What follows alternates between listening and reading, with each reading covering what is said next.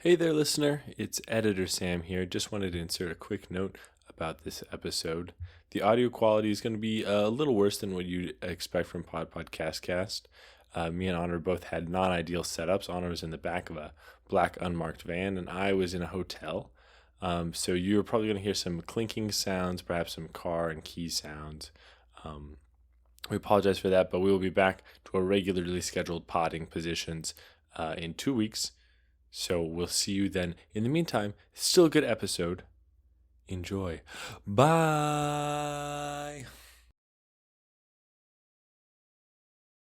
I thought about that story for a long time. The baker and the beekeeper. I just couldn't get it out of my mind. So I talked to somebody familiar on the matter. I talked to Honor about what she thought about the whole thing.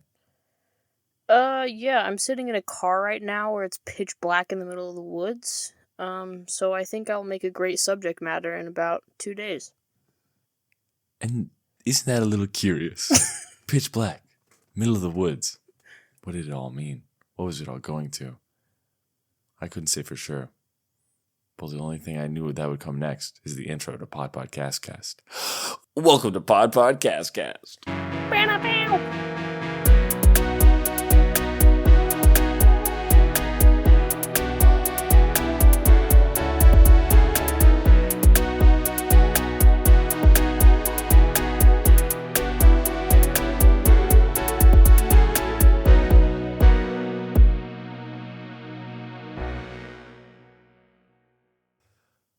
All right, welcome to Podpodcastcast, the podcast where we review podcasts. Honor, how you doing today? I hear you're in a dangerous situation over there. I'm in a dangerous situation, where I'm in a black unmarked van in the middle of the woods. I'm in the back seat of it, by the way, not in the driver's seat. Running my recording setup off my phone hotspot. And if I look out the window, there's nothing there because it is so dark outside. Are you... Obviously, in the last episode, you told listeners to go look for you, which they shouldn't do. But if I were to hazard a guess, are you perhaps in the vacuum of space? Probably. This is, truly, it would be a challenge for anyone to possibly find me because I'm kind of like nowhere. I'm kind of nowhere. That, great. Well, keep us updated on your recording situation, because I think it might be more interesting than some of the podcasts we have to talk about. I'll do that. Starting the episode off with a sick roast.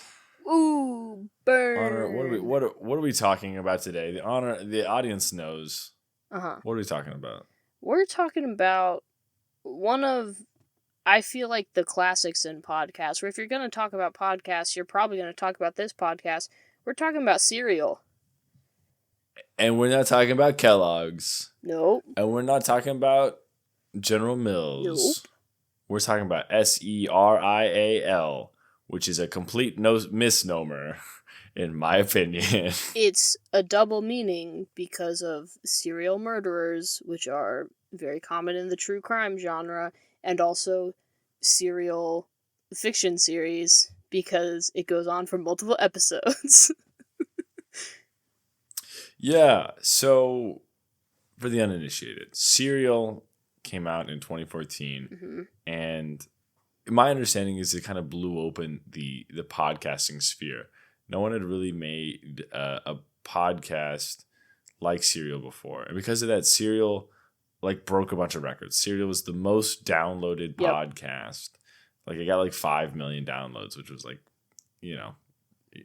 game changing in that time, right? And I think even today it still remains up there.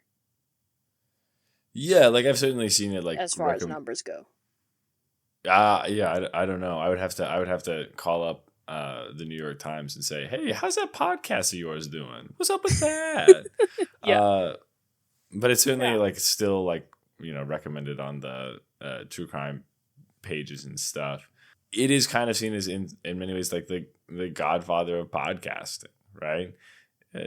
The one that people are oh, this is a proper medium, a format that we can tell stories through. And Mm-hmm. it's also Podpodcastcast first. Keep breaking records, serial.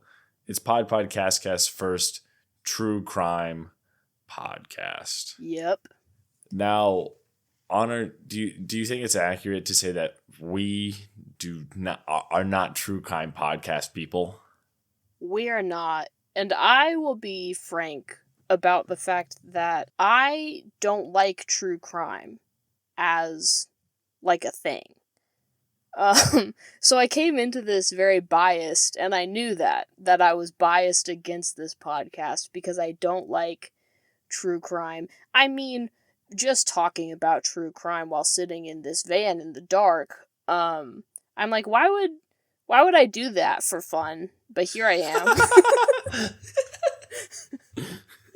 am. Really just setting yourself up to be scared of things, which also a big kind of topic in the mediated communication world, which is one of my areas of study, is this idea of the mean world syndrome, which is the way that media plays into, like, not exaggerating, but overrepresenting the violence and bad things that happen in our world, and it warps the way we see reality.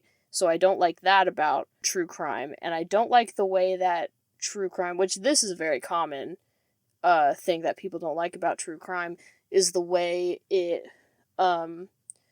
dramatizes and in some instances romanticizes these very true and very horrible things that happen to real people, and there is this disconnect created where the audience treats these real people as if they aren't real, to the extent that people will, like, show up to, like, family members' houses of people who were murdered to try to, like, solve the case like it's a fun game, which is, like, crazy.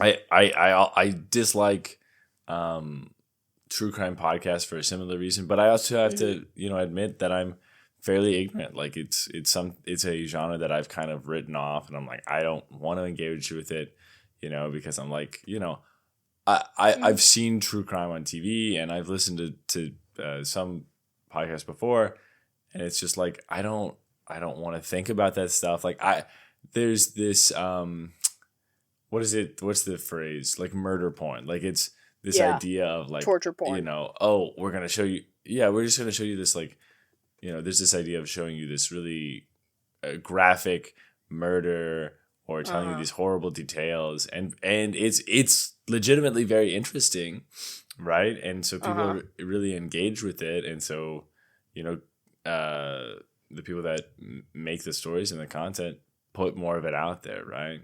Yeah. And I just don't want that. I don't want to consume that. I don't want to think about it. No. And what I like about, a lot of the content I consume is that it is fictional, right? So like terrible, horrible things can happen, right? Yeah. There are, villains and acts of evil, and I'm like, oh, that's so bad. Well, anyway, it's a storybook, right? Yeah. And it's all fine. And then it's like at this, it's like the end result of this is like, well, that person's dead no matter what happened, and maybe it's a cold case and there'll never be justice. Ta-ta. We'll see you on the next episode. Yeah. Like, it doesn't feel good. No, it doesn't. And honestly, like, I think I have surprised people before by being so vehemently not a true crime listener, because I'm around a lot of people who are, like, true crime fans. Like, I feel like most of my grandmas and aunts and stuff. Most of my grandmas is a truly excellent phrase. I have 4 of every grandparent. There is such short supply. Getting a majority is difficult. Yeah. I have 4 of every grandparent, so, I can't. That's so many. It's a lot. It's so many. Is that how it normally? Yeah. No, that's not how it normally works. Okay, I had to run through it in my head. Yeah. Listener, you can probably tell my voice is a little different. I'm gonna laugh a little different. I've had a very exciting weekend at a convention. Sam's but been it also clubbing. means that I can't. I've been clubbing. The convention I went to partyrockersusa.com. Yep. And we just been hitting them clubs, hitting the dance floor. Yep. Been listening to a lot of epic techno music. I've been Partying doing the hard. gritty a lot. Absolutely. That's me right here. Yep. But anyways, I surprise people by not being a true crime listener because I am such a, I love when bad things happen to people in the things I listen to. And I love when really, really bad things That's happen. such a crazy thing to say. Yes, it is. I really love, I am well known for loving the death games sort of niche genre. Like Hunger Games. Of fiction. I love the Hunger Games. I do not like true crime because it's about real people. You can enjoy something or be interested in a bad event in fiction. Mm-hmm. And also be concerned for the lives of real humans. Yes. Yeah. But now that we've covered all the reasons why true crime is bad, let's review this true crime podcast. Yep. Let's do it. Serial has 4 seasons and is run primarily by Sarah Koenig. And it is now a production of NPR, and originally it was a production, now it's a production of the New York Times, but it was originally a production of NPR and WBEZ Chicago. Is that right? Yep. Yeah, and so in 2014 came out the first season, which was this big groundbreaking one. And then I will tell the listeners real quick that I listened to season 1. I listened to it in its entirety, like the bonus episodes and everything, but that is all I listened to. Sam, I feel like as usual, is the one with who will have the overviews of other seasons. Someday we'll listen to a podcast that I've listened to the whole thing, and you've only listened to a little bit.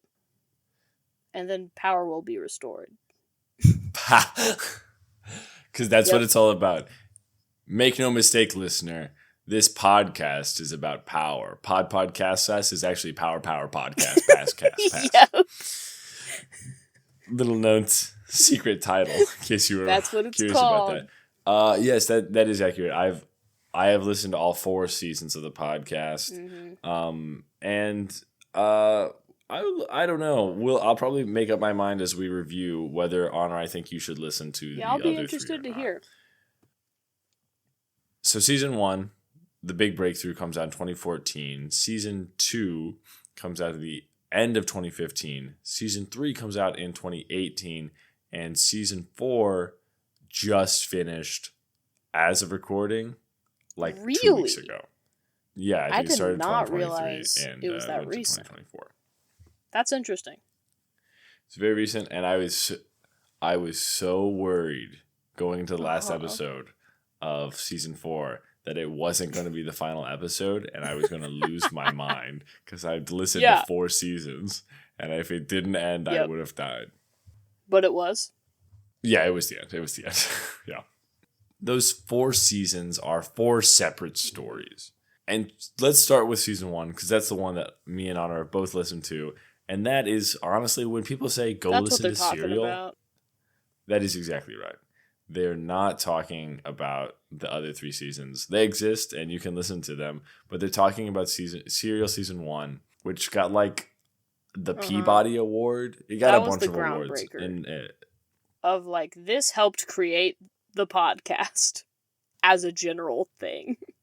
Which is so strange, because podcasts are now so different. And also, I mean, so different, so the same.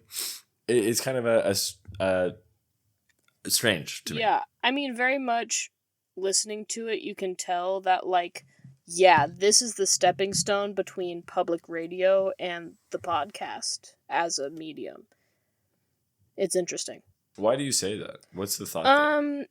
Because of one thing that podcasts do that, or would be more accurate to say don't necessarily do as much as radio, is operate on the principle of, like, you can't rewind to go back and listen to stuff. Which Serial, I feel like, had this weird balance of, like, kind of being treated like this will go on the air and play once, and, like, you need to be able to just listen to all the things in order without going back at all, but also, like they say, stop here, go back and listen to the previous episodes.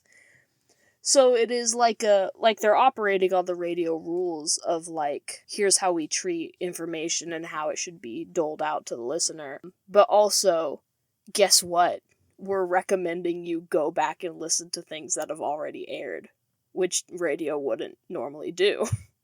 That's true. I definitely noticed that less than you described, but I can see what you're saying. And I agree that it does in some ways feel like they're just like, oh, and we can do this now. You know, they're like, oh, a little and bit. check out the link to our website for supplemental, information on this topic. So let's go over the premise for season 1. Yeah. Honor, you will have to remind me of all the stuff I'm about to forget. Yep. But season 1, the premise is that in 1999, a young high school girl named Heyman Lee. Thank you. Is found dead in a forest in Baltimore. Lincoln Park, which is famous for having dead bodies in it. Which is an awesome thing for a public park to be famous for. Yeah. You know, some are famous for their beautiful colors. Some are famous for their, you know, Christmas traditions. Others are famous for corpses. Yep. Hayes' ex-boyfriend, a 17-year-old guy named Adnan Syed, is tried and convicted for the murder. And at the time of recording in 2014, he's still serving out his 40, 70 life sentence, something like that. And so Sarah Koenig, who is a journalist, has been contacted about this case. And the gist is that she, over like the past year, has investigated and gotten really obsessed with it and wants to tell you, the viewer, about it. Kind of walk through everything that's happened. And that's the bit. Like that's what you get at the start. The tagline of the series is one story told week by week, which I have to say means absolutely nothing. And I don't know why we spend the time for her to say that. Well, it means nothing now, but that is, like, when people are like, you know, it's the grandfather of podcasts, it's because that was something worth saying back then. Of, like, we're continuing the same thing every week. That's so crazy. And now we're like, yeah, we get it. You're a podcast. Get on with it. That is a good point. And in that way, that's what, like, that makes sense. Like, that's what serial means in the name. I always thought serial referred to, like, serial killing, but there is, not in any 4 seasons is there a serial killer. No, I believe it is more about the format, and then there's a little bit of, like, also it's a little bit like, you know, true crime, haha, double meaning. Yes, but it annoys me that it's double meaning, but it's not real. It's a fake double meaning. Because it's not, it's not connected to the second thing, and I'm angry about that. You should write them up. Don't worry. You should make them do season 5 on a serial killer. Hey, I got thoughts for Sarah Koenig. I got thoughts. Starting with the very first episode of season 1 starts off with her. Does she even explain this crime yet before she talks to the high schoolers? I don't know. I feel like it's very simultaneous. She doesn't explain it in detail for sure, because I remember she talks about when Hay went missing and when Hay was found and when Hay was killed, and you're kind of like, okay, what's the timeline of these things? Just a little bit, you know? Right. So Sarah starts to dive into this whole case. But what she's also talking about is that this case is, you know, the podcast is being recorded in 2014, and the case is at that point is 15 years old. And so she kind of starts off with this idea of remembering where you were and like how it's so hard to do that unless there's something significant there. And so she starts off with this interviewing of high school students being like, hey, do you remember where you were last Friday? And they're like, no, not really. And she's like, isn't that so normal? And she's doing all this because she's been contacted by this friend of Adnan, a couple of them, and they're like, hey, we have a friend, Adnan Syed, who is part of our community, and he has been blamed and found guilty of this murder, which we know, right? We strongly believe he did not commit, and we think that the case against him was super shaky. And so Sarah goes and talks to Adnan, and he says he doesn't remember where he was on the day that his ex-girlfriend, Heyman Lee, died, right? He has no alibi because he can't remember. He says probably. And so that's this whole idea of memory. And might I say, right off the bat, this is maybe not a perfect microcosm of how serial works, but is a pretty good indication. It's a pretty solid start because just so much they keep going, do you know where you were? And they're like, not really. Yeah, exactly. So exactly. Just all the time. So your kind of point is that she repeats these questions a lot? Is that kind of what you're getting at? Yeah, and just like she does keep getting that answer of like, people don't remember where they were on this random day, especially 15 years later. Exactly. And then... So it's like a big frustration for her. Absolutely. But it's also, to me, it's a great microcosm of Serial as a whole for a podcast because Sarah has something she wants to say. She has a point that she wants to make. And so she kind of lengthily explains or provides a lot of examples for this thing. So she kind of wants to point out that Adnan says he doesn't know where he was at the time of the murder. He just doesn't know. And so she does this long thing where she interviews high school students before she even talks to Adnan. I think. I can't remember. That's very true, yeah. Where she's like... That is a great proving microcosm. Proving that like memory is a difficult thing to track down, even if it's very recent. Which is like, okay, but perhaps, Sarah, you gave too much detail in kind of not that interesting of a way. So... Yeah, it's a hard line to walk. It is. And we kind of follow, I think, this pattern through several other parts of the rest of the season. So the rest of the season kind of follows this folding out of the explanation of essentially the state of Maryland's case against Adnan Syed in the murder of Heyman Lee. Yep.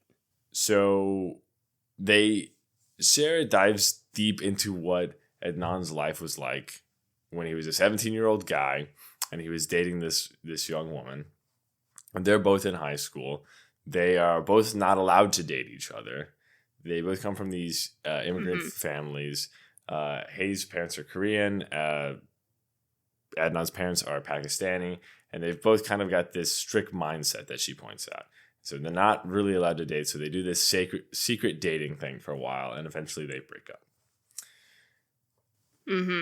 And this is... the state kind of uses this idea of this secret date, like dating situation as like motive, Well, she broke up with him, so, this was very dishonorable to him. He had to do all this hiding around and he doesn't even get the girl at the end, so he kills her, right? So this kind of establishes this idea of a motive.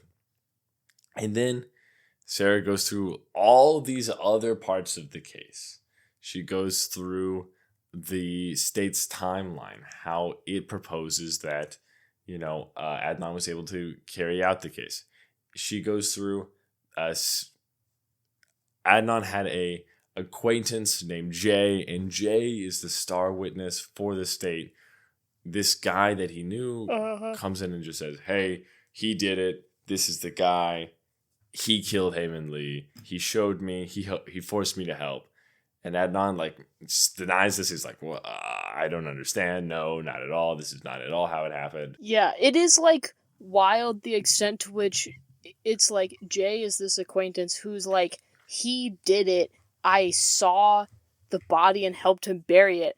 Like, is so crazy to accuse him, and then Adnan to just be like, I mean, that just didn't happen. That is one of the crazy parts of the case, I feel like, is just how much it's like, I mean, no, that's the answer. That's the rebuttal we have, is no, that's not what happened. Right, so let's talk about that, right? So essentially this case, in large part, comes down to Jay saying that Adnan told Jay in advance, I am going to kill Hay. I'm going to kill Hay. And then he goes, kills Hay, calls Jay and says, pick me up. And he's like, shows Jay the body. And he's like, you have to help me bury her. Yeah. Jay tells his girlfriend that Adnan did all this stuff. She testifies that, or says to detectives that, I don't know if she testifies or not, but she says to detectives that Jay told her before he came to the cops. Jay and Adnan on that day, go to a third acquaintance's house. And so she does, like, prove that they were together that day. Supposedly, in Jay's story, Adnan had killed Hay, and they were just driving around aimlessly for a couple hours, and they just, like, hung out at this one girl's house for a little bit, which is crazy. Which is wild. Adnan says they were just smoking weed and really high. Yeah. So there's all this corroborating evidence for Jay's story, and Adnan's just like, I didn't kill her, right? Yeah, because that is, like, the first point she makes is, like, what else do you do? Like, if you don't remember that day, if there was nothing special about that day, like, you don't have anything to be like, no, here's my, like, exact evidence. Like, it was just normal. So, like, why would you have, like, a trail or anything? But then it's so frustrating. Right. So even though she lays out this evidence about Jay's testimony, but this whole time, even though you're like, oh, man, this looks really bad, because Jay has some, like, legitimate information. Jay's like, this is where we dumped Hayes' car, and he, like, takes detectives there. Like, he legitimately knows where her car is. So even though this all looks really bad for you, as the audience member, like, you think that Adnan is innocent because that is how Sarah is kind of conducting this whole thing. Yeah. Yep. So I've kind of given all, like, this bad evidence first, but that's not exactly how she sets it up. She gives you the case, but you're always kind of like, yeah, it essentially is a story about how the state of Maryland convicted an innocent man, convicted this innocent child, like, from the beginning. Would you agree with that, Anna? That's kind of like that's the feeling. I think that for sure. That is the feeling you get. It's not what she's going for. She's really, like, she says throughout that, like, she is trying. It's also interesting because she talks so much about, like, really going back and forth on, like, not sure what she believes. That is so crazy because she seems so convinced the entire time. She seems so convinced, which it's like, I don't know, maybe that's, like, some kind of evidence for, like, I don't know, maybe it just makes sense that, like, he didn't do it. But, like, she does say so many times, like, I'm giving attention to both sides, and, like, I don't know what I believe. But, like, so clearly it is set up. You are inclined to believe that he's innocent. For sure. Exactly. But also, she says so often that she's like, I'm flipping back and forth, and I'm not sure if one day I think he's guilty, and in the next minute I'm sure he's innocent, and then I think he's guilty again. Yeah. She says this so often that it's like, Sarah Koenig, you must be the most wishy-washy person on the face of the earth. There's no way you can possibly change your opinion this much. Like, it just doesn't make any sense that she's like, oh my gosh, of course he's guilty. Oh no, he must be innocent. Oh my God. And just like flips back and forth. The way she describes her thinking is crazy to me. Yeah, I mean, it kind of makes sense. Like, especially because there's other people who come on who are, like, investigators or whatever, and are like, yeah, that's kind of how it goes. But also, just, like, it is really that the tone of it is so set on, like, Adnan is innocent. That's the part that makes it crazy to hear her be like, I have no idea. Because it's, like, so clearly set up. Like, you believe Adnan is innocent. Absolutely. She never tells you that, but as the audience member, I feel like if you're trying to be like, oh yeah, this guy's guilty, yeah, I think that's you'll find that you can draw that conclusion pretty easily. But if you're just kind of absorbing the story, kind of without thought, just the way it's told makes you feel like he's not, right? Because we're talking to him. The other thing is there's constantly one of the production things about this podcast is that it's legitimate investigative reporting, and she does a really good job of cutting in other people's statements. She's recording people, and I didn't notice this so much in season 1, but I definitely noticed it in later seasons, is that when Sarah talks, it's only to bridge the gap between like interview segments when she's talking with somebody else. Yes. Yeah, I did really appreciate that. Especially, like, as a true crime thing. Because, like, that's how it should be if you're gonna be reporting on true crime, is it should be this, like, very careful, thorough, like, investigative journalism. Where if you lose even, I feel like a little bit of that care, then you very quickly slip into, like, just torture porn, like we talked about. Instead of being like, what's this, like, interesting case, like, what's going on here. Absolutely. You slip into just making a convenient narrative to patch in and be like, this is the story, Yeah. What this is different than that. It's interesting, and even though it does feel like there is a tone of Adnan is innocent, nonetheless, what I love about Serial and what I think Serial gets so right and what makes it so interesting is that she does provide these interview segments from like everyone involved in the case. Like so many different people. And she'll be like, and if you're like, we're not hearing from this one person, she's like, I've spent a year on this thing and I've tried to contact them and I've sent letters and I've sent private investigators. Like in this way that you're like, oh no, Sarah, I'm worried for you. Yeah.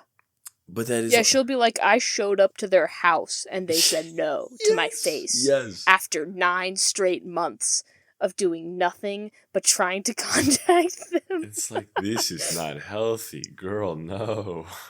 No. No. It is, like, kind of funny how she really seems like I was talking about how true crime audience members will, like, get really wrapped up in these stories to the extent that they, like, go treat these people like they're fictional characters. And, like, she doesn't quite do that, but it does seem like if anyone is the, like, true crime audience member who's just, like, so obsessed with this horrible thing that happened, it's her. It's not the audience, it's her. Absolutely. And she is obsessed. In fact, like, she talks about that, how she's obsessed. Yeah. But she says that. But, frankly, it works. This obsession helps her create a great product in which you're like, it's so interesting to hear everyone's perspective, right? People that are convinced that he's guilty. People that are like convinced he's innocent. People that are, were like, I don't understand how the person I knew could do this, but I trust the state's verdict. Jurors, family members, lawyers, anyone that was connected with anyone that was on this case, she talks to them. And it's super interesting. It's super interesting to be like, hear all these different perspectives. And even if I'm like, Sarah, I think you're being whack, I'm like, oh, this person, that's so interesting. And sometimes the cases, it's not that interesting. Yeah, but I do think it, like, helps keep these people really human. Absolutely. Too. Absolutely. Because it's like, here's these real phone calls from these people, or like, here's their real reasons for like why we modulated their voices and like didn't give their names. And He keeps it like, very because real. it Yes. is not like, it's not just her making this narrative. It is like, okay, let's put all of the information on the table, which I do feel like is part of like why they were like, let's make a podcast about this thing, or, you know, let's make a show, but let's make it multiple episodes, because she really wanted to like put everything on the table, and it works really well. Absolutely, absolutely. And they do put everything on the table. They talk about the sketchy guy that ended up finding the body. They talk about the detectives and all the detective tapes. They talk about the defense lawyer for Adnan, who was supposed to be this starred lawyer, but also had like this weird failing health condition and almost won the first trial. So there was one trial in which it resulted in a mistrial, so they had to do another one. And it seemed like she won the first one, and then something went away on the second one, and they kind of wasn't the same. And it brings in all this stuff, and it's so what is great about Serial is that it lays out all of the information, but that to me is also a flaw. You may feel differently, but one of my major problems with Serial is that I love all this information, but sometimes it's like I don't really need all this or care. And the structure of the podcast it feels like it's not a nicely constructed narrative, right? And maybe if you're a fan of true crime and you just want the reality, right, that's fine. But when I want a story or something interesting to really dig into, when it's like, we're going to tell, because it feels like in probably about the first 6 episodes, you have all the information that you really want on this podcast, or on the all the information you really want on this case. But then it goes on for 6 more episodes for the first season, right? Or maybe it's 7. But regardless, ish. Yeah, so you get all this information about Jay. You get all this information about the flaws in the state's case, and how there's a lot of these conflicting details and things that don't really make sense. He doesn't really have a motive. They're saying he's at this place at this time, but does it really make sense for him to be there? There's an alibi witness that never got called, all this stuff. And then it keeps going, and it's like, I don't really am not that interested in I think it is, I've got my notes in front of me. Season 1, episode 11 is all about rumors. It's all about rumors about what people think happened, what they heard this one time. And I gotta say, I don't care at all. Like there's... that one was iffy. But she also did say, like, these aren't all necessarily connected to the case, but also maybe they are? Shrug? Question mark? Yeah, exactly. But I definitely think I agree with you that, like, it's not set up in a nice narrative structure, which is a pro and a con. Because, like I said, like, the thing about true crime that, like, makes me feel icky inside is when these cases are reduced down to, like, what's an interesting, cool narrative of, like, this horrible thing that happened. Where Serial is, like, I felt like I was, for lack of a better way of phrasing it, like, I was able to stomach it because it was, like, that wasn't what they were trying to do. She wasn't trying to necessarily, like, solve the case and, like, get this clear line. And that's not where they end up at all. Yeah, I mean, she was trying to solve the case, right? Initially, but I mean, a little bit, but it wasn't, like, I didn't feel like her main goal was, like, let's get a single, like, line through this thing so that we can tie it up in a bow and be done. It was, let's get all the information. And she wanted it to result in, like, her having figured out the case, but it didn't. And yet she still, like, accomplished her goal, you know? Right. And I think also what you're kind of touching there is that the way she does it and her goal, even if she is trying to solve this case, does feel different than, those podcasts where it's like, girlies and gore, and it's got like a little picture of like a wine glass where it's like, Yeah. some people on like, online being like, there's this cold case. What do we think happened? Yeah. And that's kind of an unfair comparison to the rest of the genre. It is, and perhaps as we listen to more true crime, we'll feel differently. But it absolutely feels like it's taking this very seriously. That it is the real lives of real people. It takes that seriously, and that's good. Yeah. But ultimately, in some forms, it makes it less engaging, right? So on the episode where it's all about rumors, I just said, maybe she is obsessed. Like, why talk to so many people about nothing? So many people just have nothing of interest to say. And they just like, I heard this thing one time. Yep. But what's also crazy is that this is something that I thought like bended my mind. She's recording this after the first episodes have come out. People are talking to her because they heard the podcast, which is such an insane thing to do, again, about real people's lives. Yes, it's crazy. And I know, like, even for how well, like, comparatively Serial treats these people's real lives, like, it did get backlash. About, for sure, like, yes. Especially in earlier episodes, like, people's names and addresses got leaked. Oh and, my gosh, no. That kind of stuff. Like, as well as they did, it also was bad. Right.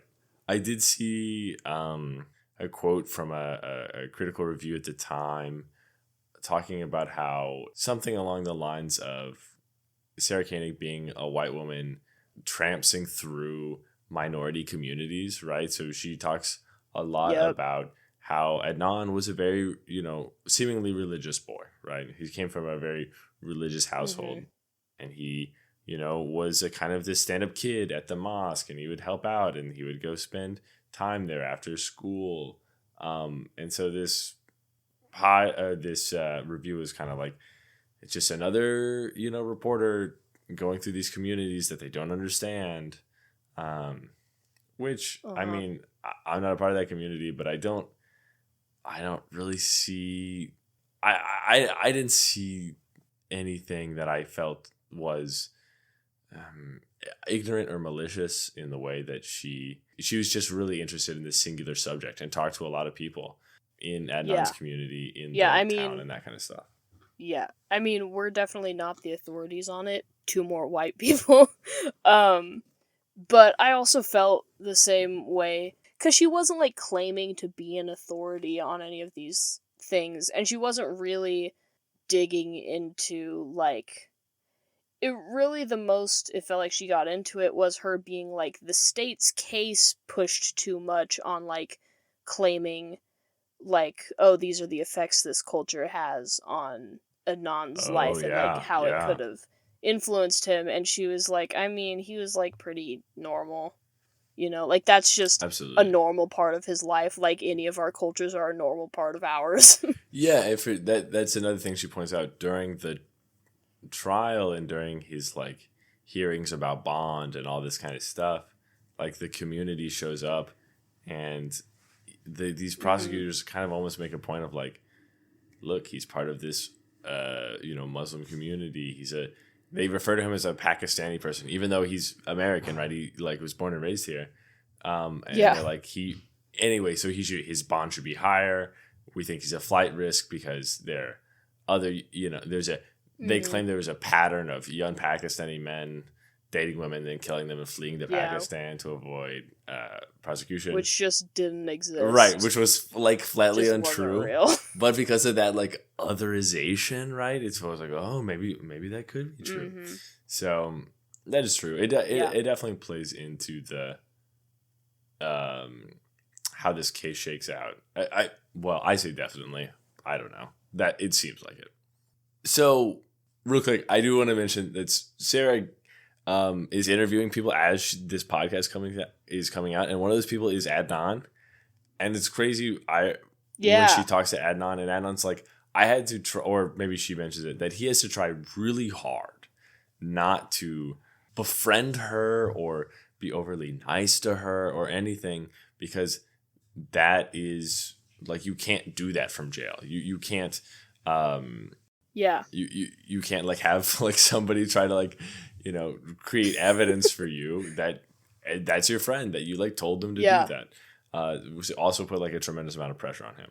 Anyway, so this whole podcast goes through. We talk about how Adnan was convicted when he's this young boy. He's been living his life in prison. Here's all the flaws. And there's a bunch. There really are a lot of concerning flaws in the way that the state conducted its case, in the evidence it had. And then we get to the final episode. And Honor, I would love to hear your thoughts on the final episode of season 1. So the original final episode, she pretty much ends by being like, who knows? That's kind of the conclusion she gets to. But as far as I recall, like, she doesn't have, like I said, she doesn't have this like perfect through line of like, I figured it out.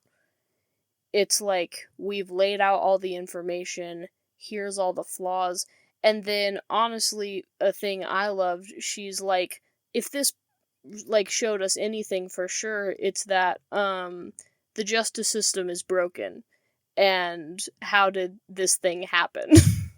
Because, like, there's so many holes, and there's so many errors, and now, unsure of whether he deserves it, this guy is spending his life in jail.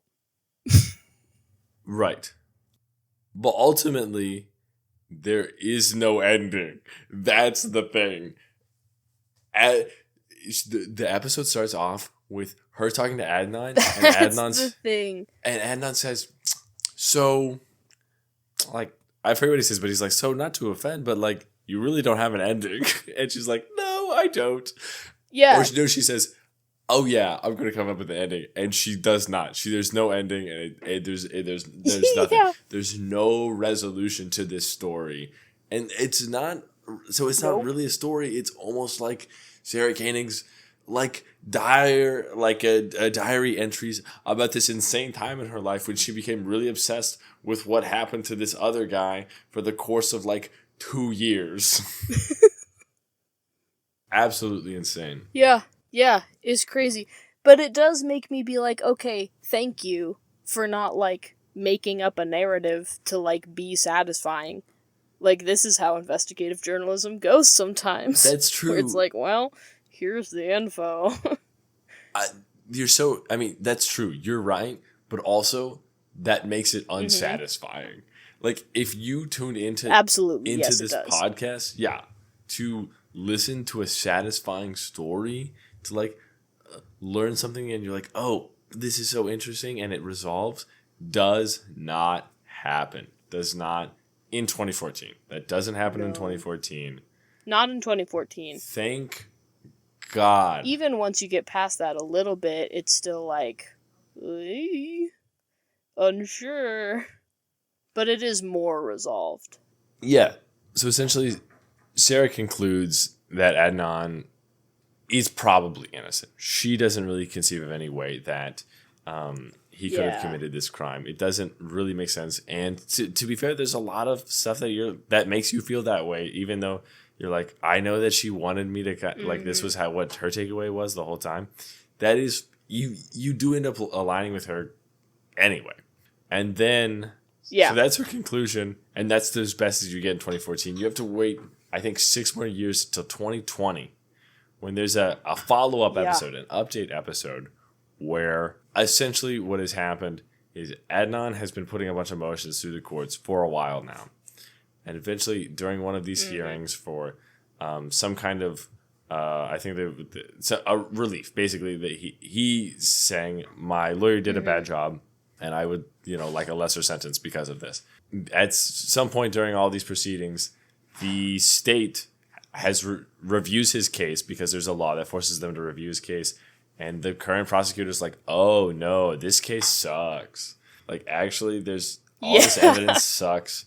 And they make a motion to vacate, which is they say, we are actually just, we don't agree with what we did previously.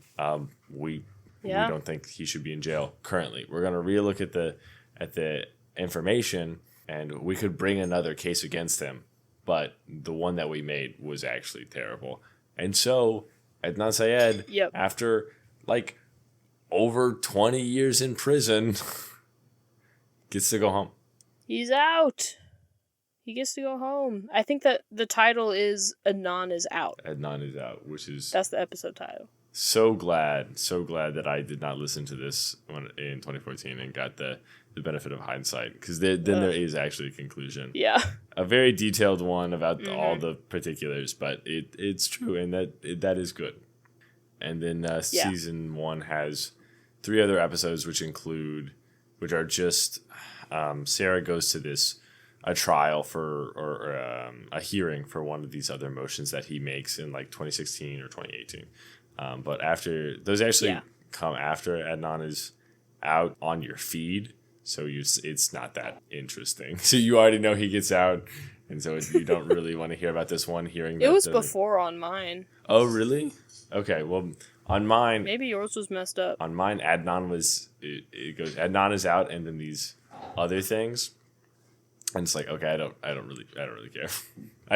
I got to the end. Yeah, it's better to listen to those before. Yeah, but also, listener, if you do end up listening to season 1, you can skip those. They don't really add anything. Yeah, you can skip those 3. It doesn't matter. That's season 1. Anna, do you have any extra thoughts that I missed before we talk about the other seasons? I think that's most of them. I mean, a lot of my thoughts on this podcast weren't on... Like, it's not about the particular story. That's not the thing that was interesting to me. It's about, like, how do you handle this kind of story? How, this podcast helped shape how podcasts look today. Like, what does that look like? So I think it's an interesting listen to for that reason. Like, I mean, my listen, yes, it was interesting to hear about Adnan's case and, like, how did it fall apart so badly when, like, he does very much seem like he's innocent, and all of these things, but for sure the more interesting thing and where my attention was on the meta, like, looking at the format, looking at the narrative structure and lack thereof, accurate, all of that stuff. That's what I think it's an interesting listen for. And I agree. I think it is also a very interesting listen for... If you're a big fan of podcasts, and assumedly you have to be to listen to Podpodcastcast, because we are the pinnacle of podcasts. Yeah. I think precisely. Yeah, you'll also appreciate it for those kind of archaeological reasons, right? You're like, oh, I see how this influenced things, and I see how this you'll appreciate it for its production value and some of those decisions that it made, and you'll appreciate it for the like 4 songs that it plays like every episode. And you'll be like, oh, okay. Oh my gosh, I did really like the score. I don't know if you did. I really liked it. I thought it was fine. But I thought it was cool and funky. It is cool. This is scored very well.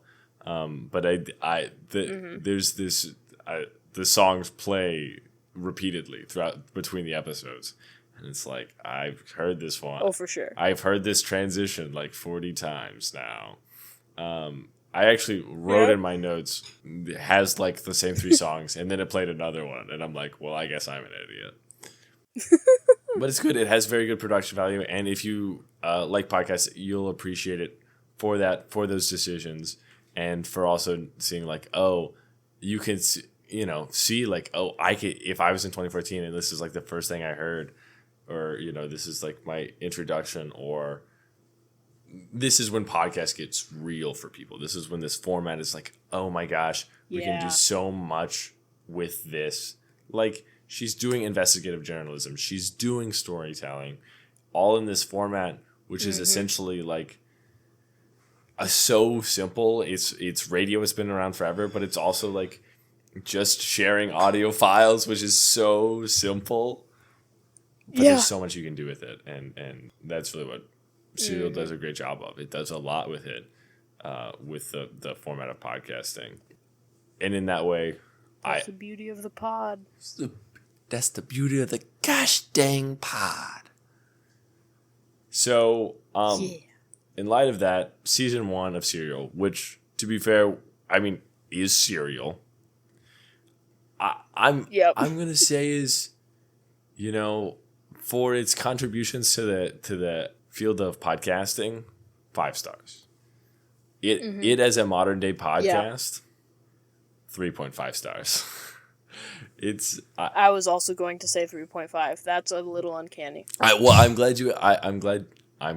glad that you agree with me on this, because it feels like a better than average podcast. It feels like an interesting story. Yeah. But it also sometimes feels like when there's 13 episodes, and you're like, I actually don't care about all these details, right? It feels like I don't really want to listen to all this. Like, I legitimately think that you could probably listen to maybe the first 6 and then Adnan is out and be fine. Maybe the first 5 even. Because it always seems like... Yeah. Sarah does a great job of putting a hook in at the end for the next episode, and then for the next episode is like you're like, there's never a breakthrough in the case. There never is. I guess we should have done spoilers at the beginning of this. Sorry if you wanted to listen to Serial. Love you. Sorry. So there's never this like, oh my gosh, and now the narrative has changed and all these things are recontextualized. Never happens. Never happens. No. But there are also a lot of details that we haven't talked about that would be super interesting, I think, for people to learn about. Nonetheless, if I would like someone to tell me to not listen to the whole first season, personally. That's where I'm at. You think that's a fair I thought fair it wasn't assessment? too bad. Okay. I thought it wasn't too bad, but I definitely think it can come down to personal taste. But I was more like... Because like I said, if it's true crime, I'm not as much listening to it for a narrative. I'm like, lay out all the details for me. So I did like the deep dive. Sure.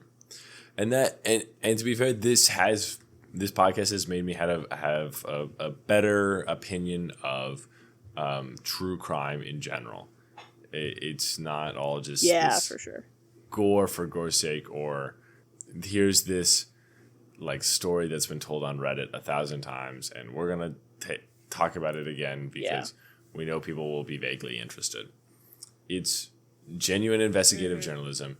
It is interesting reporting work, and it's real. It feels so real, and it feels really real. And it's and it doesn't tiptoe around that. It's like, this sucks that someone died, but it sucks that also this other person, is probably not at fault for that.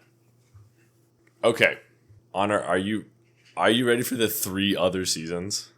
Because I have to say, I'm ready. Hit me with the bullet points. What do you think the rest of Serial would be like? Just as an overview, what do you think the other? I for sure think it's one of those things where it's like the first season is good, and then everyone wanted more of it, but like you have to be fine with it. I highly doubt the following seasons were as good. Yeah, I'll tell you what they're about, and then I'm going to give you my rankings. Season 1 of Serial is about the murder of Heyman Lee and the subsequent conviction of Adnan Syed. Season 2 is about Army Private Bo Bergdahl and how he was captured by the Taliban during the war in Afghanistan because he deliberately abandoned his post during the night to walk the roads of Afghanistan. It is an insane story of a guy who's kind of crazy. Bo Bergdahl sounds like a really sweet, well-meaning guy. You dive into his life and psyche via interviews done by a guy who's making a movie about Bo Bergdahl. So you only get to hear Bo talk while you're also listening to a guy heat up stuff in the microwave and type on a keyboard. But you get to Bo was in Taliban captivity for 5 years, and he described some of the most horrifying conditions that you can imagine, and then he gets out and people hate him for being a deserter. And so there's all this. Holy cow. Yeah, it's just crazy. You hear these. He tells a crazy story about his time there. And it's totally opposed to the first season of Serial, which is what is true, what is not true. We essentially take all of Bo's story as fact, and there's not really anyone to oppose it. And it doesn't really, you don't really think he's lying. He's, a traumatized prisoner more than anything. But you get his whole story from, you get his whole life story. Because that's what so once he exits the prison or the being held by the Taliban because of a U.S. trade that was very controversial, he has this debriefing and where he tells his whole life story to explain his rationale for the things he did in Afghanistan. And then that he does this debriefing, he gets a normal army job and then is court-martialed for deserting his post after being held by the Taliban for 5 years. It is absolutely insane. The podcast doesn't update you on this, but you would have to look up Bo Bergdahl, but I'm pretty sure that he gets convicted in his first court-martial, and then his court-martial gets overturned, and so he's also fine. But like in 2023, right? Totally different than season 1. Absolutely crazy. Some details that are like, you're like, oh my gosh, this is so awful. And like a really weird look into like, how did it take so long to get this guy? But also, how does this guy's experience play into like bigger political things in the world, right? Because ultimately, like, it takes the president to be like, we're gonna, make it a trade of these Taliban soldiers for our soldier. Crazy. Season 3, also totally different. The tagline switches from one story told week by week to one courthouse told week by week. This is also 3 years later. It's Sarah Koenig and, I wish I could remember the other guy's name, but I won't. Nope, not going to get there. They go to the Center for Justice in Cleveland, which is an all-in-one building which contains the court, the police office, and the county jail. And they follow a bunch of people's stories that go through this building. And so they, like, every episode is a story almost. There's a few stories that are 2 episodes, and there's, like, I think one that's, like, 3 episodes long. And they talk about their experience in the judicial system. So the first one talks about a girl who gets into a bar fight. But then they talk about these guys who have been in prison and been convicted and are now out. They've talked about guys who claim that they're innocent. They talk about guys that have faced abuse at the hands of police officers in other municipalities. Like one guy who is just like a black man knocking on his neighbor's door in his apartment complex, and he gets his face beat in, right? And it's pretty ugly, right? And they talk about this one guy who's like kind of life has been turned around by this time. He got picked up by the cops, and they like take him out of the cop car, and they're like, all right, we're gonna fight fisticuff style. And his whole life like gets like totally turned around by this event, right?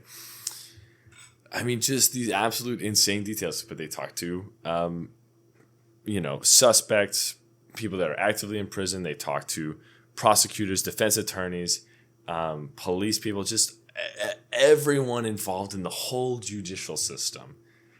And it's got some, I have to say, legitimately fascinating stories. I mean, there again are these details that are like really uncomfortable, and it's like, oh, that's bad. Like this person got shot and died. Yeah. And we have to, like, this one guy was was in prison on bond for a year for the murder of this child. And the child's father's like, I know he didn't do it. There's no reason you should be holding this guy. I know the guy who did it. And like the authorities that be there, like a year later, are like, yeah, we don't think he did it. And we're going to try to investigate this other guy, but they can't get him. It's just absolutely insane stuff. But it's super interesting. That's bonkers. Also, real quick, Yeah. So you're saying this podcast called Serial, that's so revolutionary for creating the serialized audio story, is now an anthology? Honor, that is exactly what I'm telling you. Oh my gosh. at the micro level and the macro level, at every scale, Serial fundamentally struggles and disagrees with the concept of structure. It doesn't like it. Don't make it be one thing it doesn't want to be. It wants to be whatever they wanted to say at that time. I have to say though, even though in season 1 I complained about a lack of structure, Sarah is totally upfront on this season. About this, this is gonna be that there is a lack of structure. It's really good. It's really good. This final season is a conclusion. It's nice. Of the justice system, but it's broken. That's she uses other things and she's like, there's things that we need to improve. But ultimately, that's her conclusion, and that's the point of this series, is that the justice system is broken. And once you listen to all these stories, you have a hard time disagreeing with that. You're like, oh no, this sucks. People are taking plea deals, even though they claim they're innocent, just because it's, they're worried about just getting buried in court, going against the prosecution, right? So you're just like, oh, this feels bad, but it also feels so interesting to see all the dynamics going through a singular courthouse, right? One courthouse in the United States. So fascinating. Season 4, I bet, again, is totally different. Season 4 is about the prison camp in Guantanamo Bay, Cuba. Holy cow. And it just goes over, in some respects, the history of the camp, what has happened into it, what is it, in case you're curious. After we go to war in Afghanistan, after 9/11, I think we were in war before there, but anyway, after we go to war against the Taliban, after 9/11, we start, we capture these guys that we're fighting, but we don't want to treat them like, we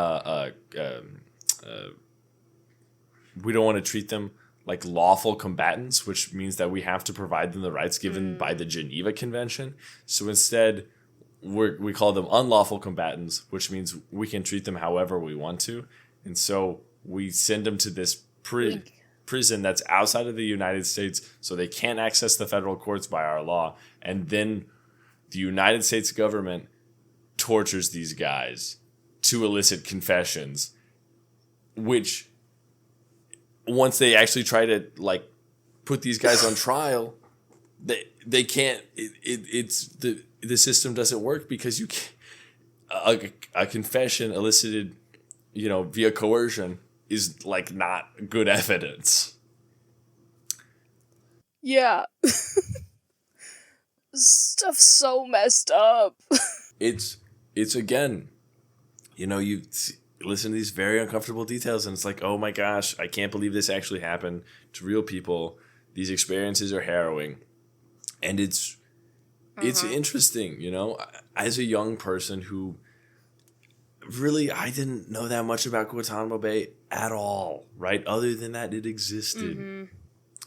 And listening to this stuff is just like, oh my gosh, how does it still exist? So fascinating. I think it's very good, super interesting to learn about. And then throughout all of these seasons, I think the production value stays very high. I think, we talked, the scoring is still quite good. And it's still investigative journalism. She's poking around, asking questions, making people annoyed and uncomfortable. So in that way, that kind of stays the same. These topics are crazy, and it's also crazy to me that season 1, criminal justice, season 2, military, season 3, criminal justice, season 4, the military. No idea why this is the case. Yeah, interesting. But these are the stories that she wanted to tell. So how would you rate them comparatively? I told you I'd give you my rankings, and I would say my rankings for my favorite to least favorite serial seasons, it would go season 3, season 4, season 1, season 2. I think season 3... Interesting. Yeah, I think season 3 is like you point out, it's an anthology, but it's one that's really interesting and like applicable to how the world works. I felt similarly about season 4. Yeah. Season 1, again, drags on, has too much detail. Season 2, I mean, it's interesting, but it's just kind of there. You know what I mean? Like yeah. I just learned a bunch of horrible things, and I'm like, oh man, well shucks. You're just like, well, I guess there will be a movie about that sometime. I should check in on that. Maybe that will also be awful. Yeah, I guess. How would you rate Serial overall? Serial overall, I want to say it's a 4-star podcast because it's good, right? Like it's well produced. You know, it got bought by the New York Times, so they got some money behind it, and they're doing interesting stuff. Mm-hmm. They tell good stories. It's good investigative journalism. I want to say it's 4 stars. Frankly, I a lot of times I didn't find it that interesting. A lot of times it's just like, I want to go listen to a podcast about video games right now. Right? Yeah. And maybe that's just because it's not for me, but maybe it's also because it's like, unless you are somebody who's really conscious about the issues that Serial wants to talk about, you're not going to be like, this is my pod. I want to learn more and more about this, and I want to dive deeper in this.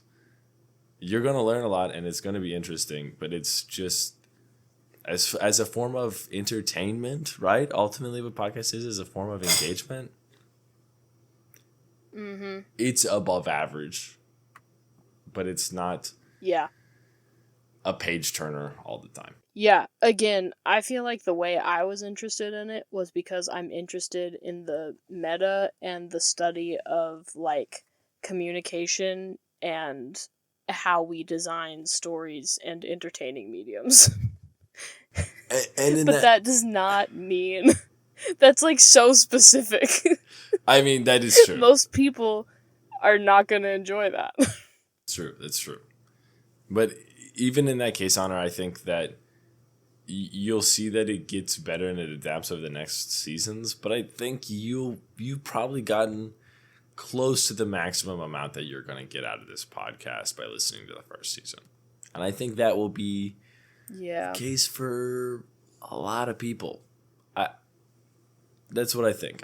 I'm inclined to believe you. Yeah. I would say if you're listening to Serial, you probably want to listen to it because it was the big podcast. If you have listened to it, the season 1, and you were like, I want to give it another try, listen to season 3. Super interesting stuff. But otherwise, you can leave Serial, and I think you're fine. I think you haven't. Yeah. You've missed out on a pretty good podcast, but not one that really sucked me in, you know, in a way that I was always like, I want to listen to the next 5 episodes of, you know, details about who was where at what time. Yeah, I'm with you. I think we feel similarly. Sweet. And that's much more conclusive than Serial ever got. Oh! That was a sick roast. I don't know how that sounded. Honor, any other thoughts on Serial now that I've dissected it, laid it out bare? I think you've dissected it just like Sarah Koenig would be proud of you for. And I think it's time for me to be sure I don't become the subject of season 5 and get out of this unmarked black van. Perfect. All right. Bye-bye, listener. Bye-bye. Bye, listeners.